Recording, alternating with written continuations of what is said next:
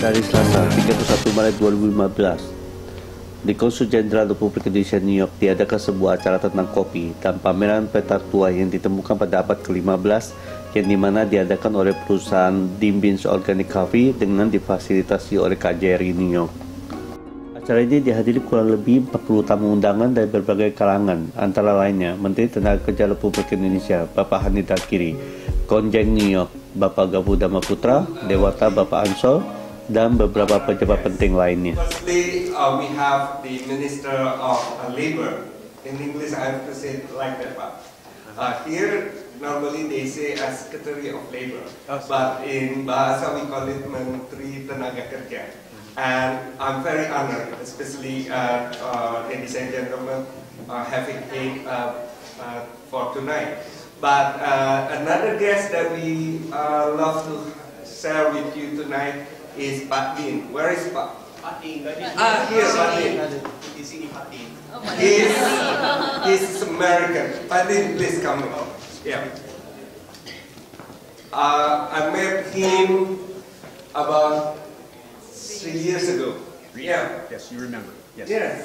I know him not only because of he loves Indonesia, but he loves Indonesian coffee. Yes. He imports a lot of Indonesian coffee, and he's doing in the great the best for Indonesian farmer. That is through fair trade. Sedikit saja, like everybody in America, right? So, in just 1 minute, I'll explain that I've been involved in working in many countries. We work in 10 countries with my company now, but I've been working in Indonesia since 1988, when I was involved in a nonprofit, and we built a beautiful community well program in Sidikalang, in Sumatera Utara. And I fell in love with Indonesia then, and it was inevitable that I would start doing more work there. So when I started my own coffee company in 1993, one of the first things I did was visit Indonesia, go back to Sumatra, and try to create relationships. And I'm very proud to say that I helped bring in the very first organic Sumatran coffee into the United States back then, to open the doors for organic coffee from Indonesia. And it's great coffee. Indonesian coffee is my favorite, okay? I love Sumatran coffee, I love Bali, Toraja, it's everything. Everything's wonderful. But especially Sumatra, it's got a very special place in my heart, and I've done a lot of work there over the years. Our business model is very unique because we don't just buy coffee and accept the fact that coffee farmers are living in a constant state of underdevelopment and poverty, but we accept that if we're working with farmers, we need to create a true partnership. So not only do we pay exceptionally high prices, but much more importantly, we do development projects in each and every coffee village. It's not charity, we don't give money to CARE or some other organization. We work directly with the farmers, and we provide training and facilitation to the farmers to create the programs that address their needs as they describe them. Then they manage and they own the programs. That's the unique thing.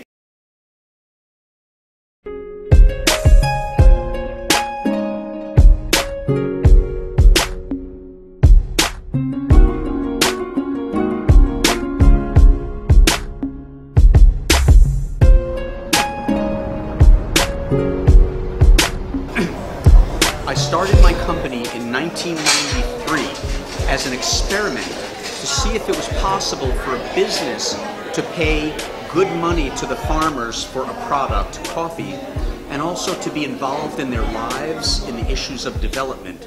Is it possible for a company to do both those things and still be profitable? If that's the case, then we have a new business model. That was in 1993, and we've been profitable every year since then, and we've had a great impact on the farmers in 10 different countries since then. So I think we've proven that business can be a positive force in the lives of farmers, not just always taking. Actually, Sumatra was the first country Indonesia was the first country I visited, specifically Sumatra. And then after that, Ethiopia. And in both places, we work with the farmers to create organic coffee and bring it to America for the first time. And And that opened up markets for the farmers in Sumatra and Ethiopia for the first time, not just to sell to us, but to sell to Starbucks and Green Mountain and all the other companies, because my business isn't about me becoming a millionaire, it's about how can a business help the farmers achieve their goals of development. So we met with really great people and helped them form cooperatives and then work with the cooperatives to make better coffee and bring it to the United States. Yeah, well, specifically I think the best coffee in Sumatra is the Gayo Mountain coffee in Sumatra Utara, just below Aceh. The coffee there has the most body, it's the strongest taste, but it's also very smooth and also low acid, which is good for especially old guys like me, for our stomachs. So I think that the Sumatran coffee is particularly interesting and good coffee. And it has become the most popular organic coffee in the world. Sure, we go to Bali a lot, we go to Flores, we go to Sulawesi. We're trying to get coffee in Toraja certified organic, because right now there's no certified organic coffee from Toraja. So we're working on that. But that's my business model, is to help farmers develop their products so they can make more money and control their lives better.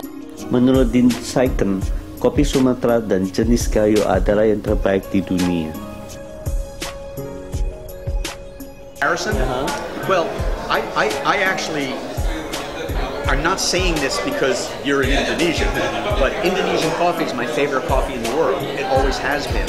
I think it has the most rounded taste, and it's very consistent from year to year.